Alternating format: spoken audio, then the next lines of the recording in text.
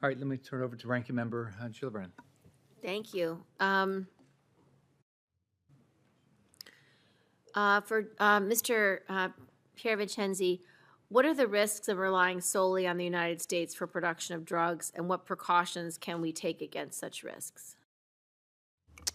Thank you, Senator. One of the 4 drivers of resilience was a geographic concentration. That's agnostic to location. There are different issues about quality that we're also talking about. Some of the most acute drug shortages the U.S. has had in the last few years have been actually on U.S. shores. We've had an unfortunate hurricane and other things. So natural disasters, just things can happen, and they do. It's possible to create diversification even within the United States as long as you don't have all your plants in one place.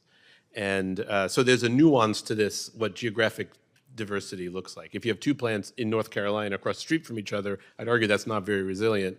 But if one was on the West Coast and one on the East Coast, you might be in pretty good shape. In your testimony, you indicate the importance of aligning supply and demand forces so that American patients have more predictable, sustainable, and quality supply chain. How can the federal government promote a coordinated effort amongst different stakeholders to move towards a resilient supply chain?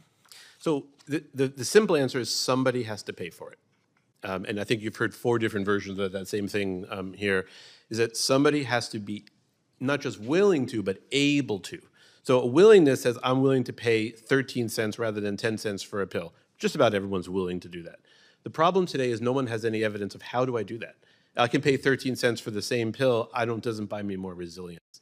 So this is where a large organization, very much including the U.S. government, has that power. And to say, for now on, especially for a certain set of drugs that we know are vulnerable, we will only pay with resilience, meaning this is what we expect, and you will get this price.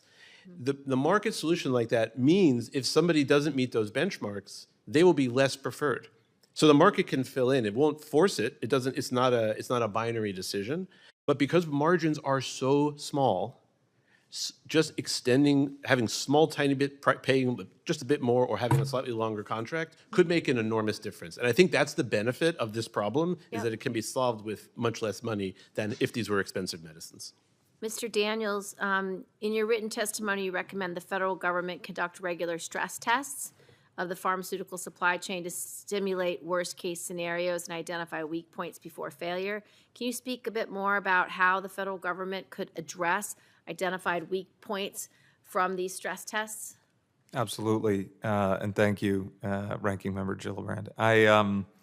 So 2 things. One, just to speak about what Dr. Pierre Vincenzi just mentioned, there are multiple ways to reduce the cost of these drugs as we reshore them.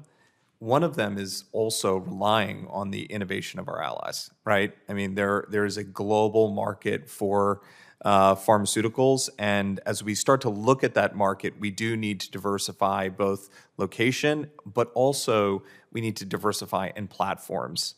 And so if in many cases, there are multiple areas of the supply chain where we are advising our customers, which are the Fortune 500, we're advising our customers to find 2 or 3 suppliers downstream to purchase metals, to purchase chemicals, to purchase goods from. They can do 2 things at that point. They can, 1, utilize their purchasing power to actually reduce the cost of the underlying chemicals, precursors, whatever it might be, key starting materials. 2, they can give back some of that. Our customers, when they do what's called a directed or embedded spend program, they typically save between 7 to 22% on landed cost on the end good. They can actually share back some of that to get to a resilient supply chain and to get to a supplier that's willing to agree to ethical quality standards. So these programs exist today. They exist in other industries. They're not as common in pharmaceutical supply chains, but there are pharma companies in Europe that we're working with today that are engaged in these activities, and they're doing it specifically to address CSDDD. To get to your second question, which is on these stress tests, we've been working across a number of different federal agencies, DLA, FDA, to map the 227 critical medicines within our supply chains and to understand what are the what are the consequences of whether it's disruption, like the hurricane, which knocked out our IV fluids capacity in the United States, or it's major shortages and wargaming due to conflicts with near-peer adversaries, or if it's due to significant changes in availability of underlying materials. When we're doing this analysis, it's simple supply chain planning. Companies do this all the time. Now, what we have to do is we have to work probably across a consortium with companies like Exeger and Pharmacopoeia to create a complete view of the supply chain.